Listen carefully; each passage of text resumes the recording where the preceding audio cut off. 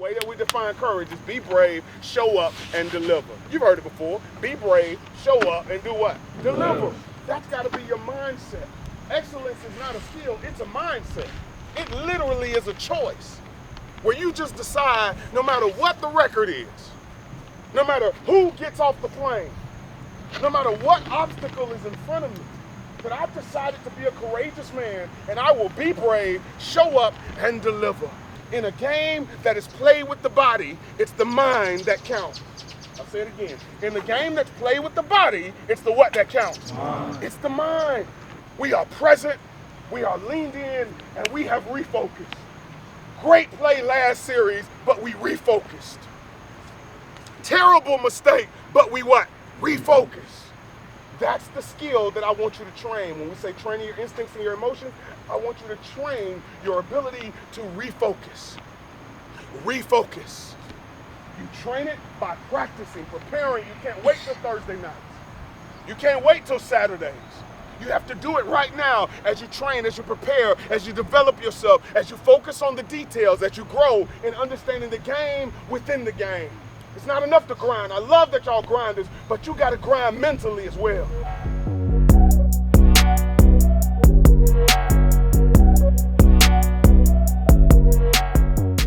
College football for me has been a change in the direction of my life.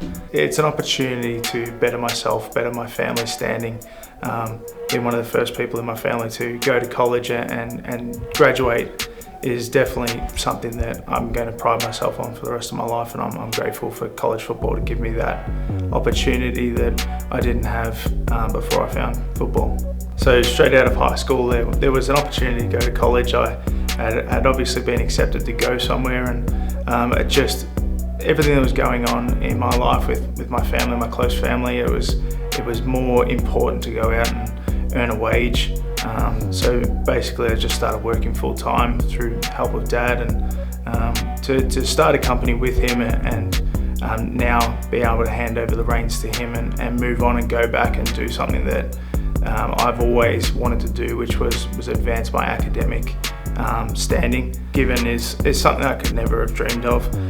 Having Pro Kick Australia back home, helping younger guys and guys like myself that are probably past where you'd think the ability to go to college had been exceeded. Them helping me get over here is definitely something that I'll always remember and be very thankful for. Yeah, definitely being the oldest guy, it comes with its boundaries, its limitations, but also it's helped me definitely exceed in different areas. I've been able to graduate in a quicker period than what is recommended, and now I've started my master's degree. So it's one of those things that I've been able to enhance my learning. I've been able to put myself forward in areas that I think I wouldn't have been able to if I came here at 18. But also there's some limitations there. I don't go out and party with the boys as often as I probably would have if I was an 18-year-old kid coming in here, and definitely interact with the guys on the team a little bit differently. I'm definitely seen as an older person, and some things I might not be clued in on. When I came in here, I had a lot of older guys, they kind of took me under their wing and showed me the way. So now I'm a fifth-year guy here. I've seen a lot, been through a lot, so now I'm just kind of trying to be that guy to the younger people, including my brother, just showing them the way and showing them how it's supposed to be done. I play with my brother, it's pretty cool. It's an experience I never thought I'd get, honestly. We're 4 years apart, so we never got to be on the field at the same time, so just him being here has really, pushed me to be that leader, be that dude, show him the way. And yeah, it's just a blessing that's able to happen. We talk all the time. And basically, I just told him, what works here is, just working hard and getting in that playbook and just, sticking to the script. It's not gonna happen overnight, but, you gotta stick to the plan. From the start, okay? Got me? Dominate. They can't block your ass. They can't block your ass. Let's go.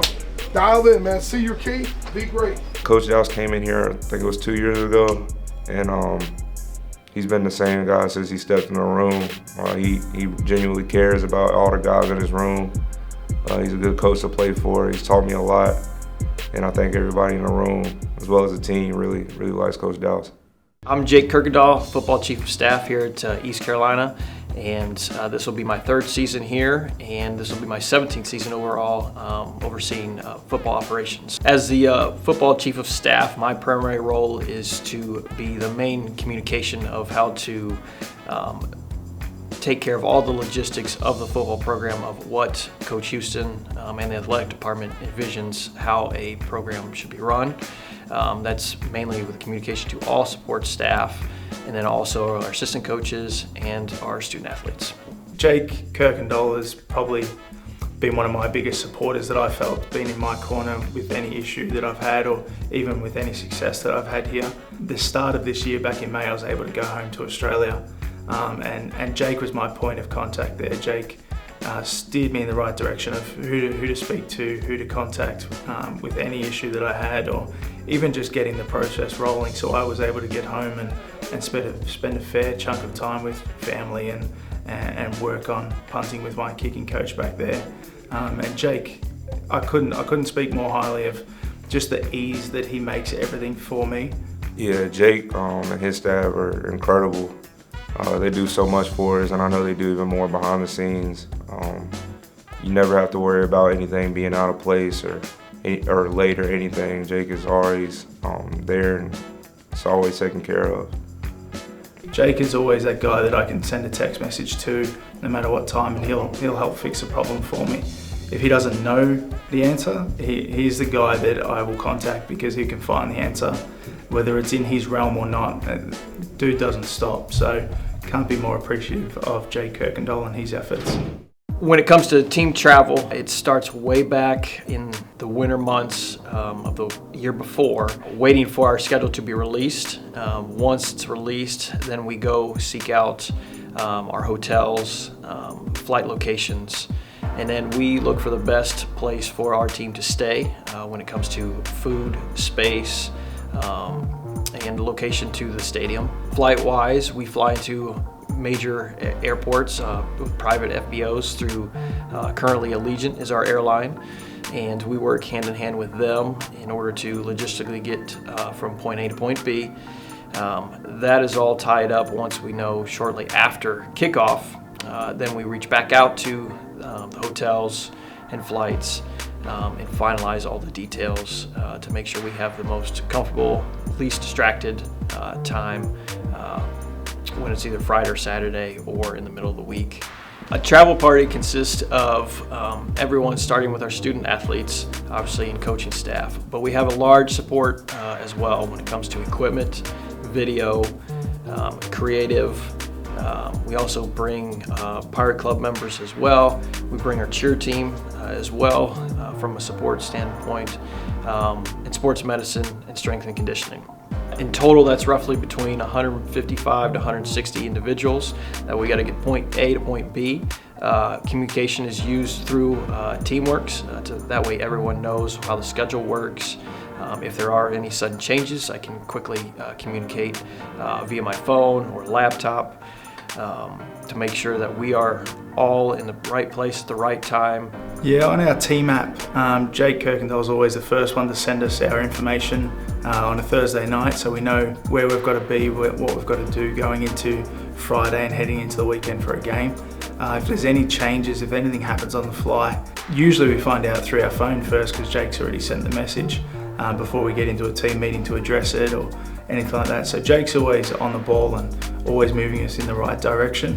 That way there's really no lost time. Everything's as seamless from getting off a plane into a bus and then into a hotel. We walk through Fridays.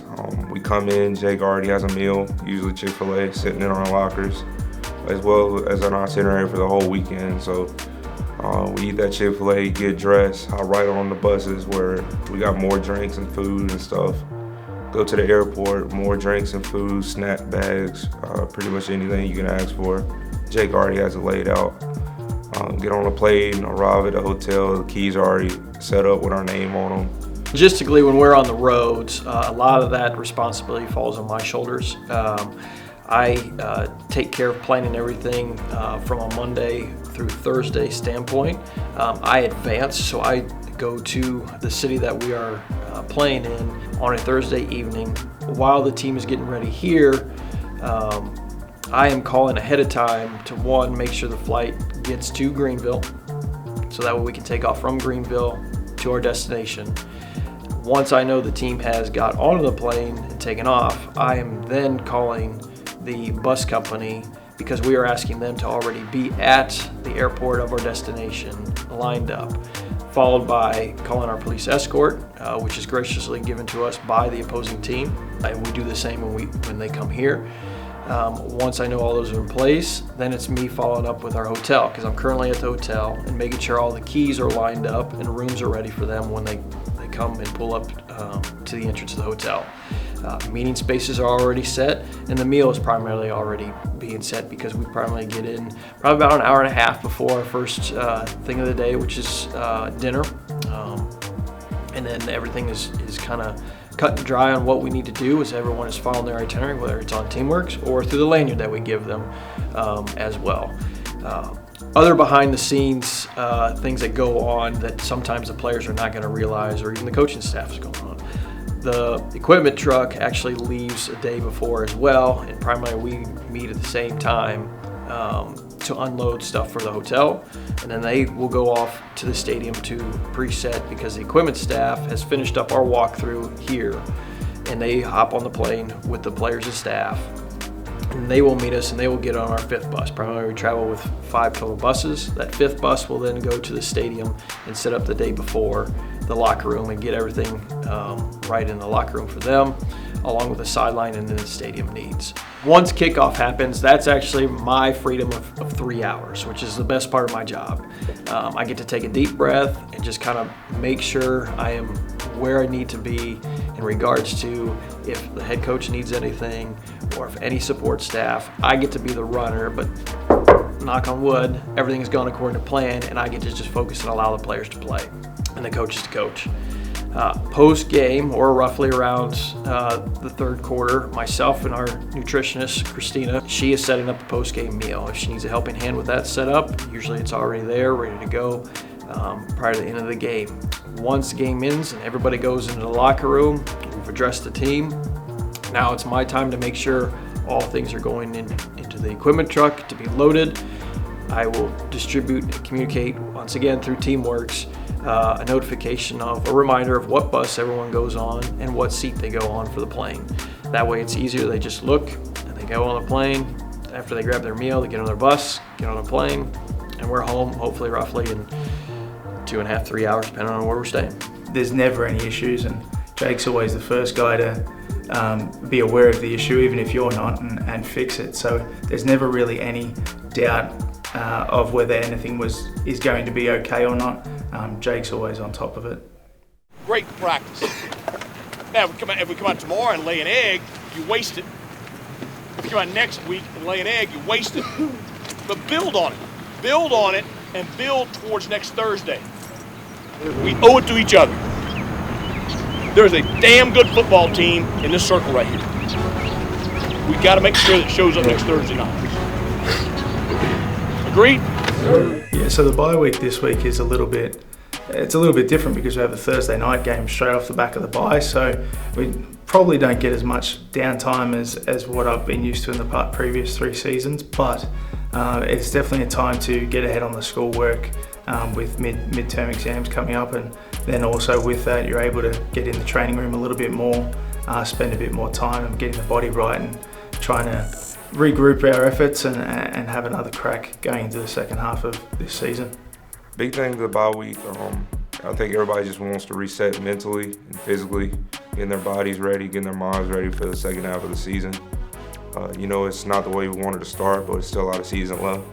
So we're hoping to, kind of change the narrative of the way things are going right now.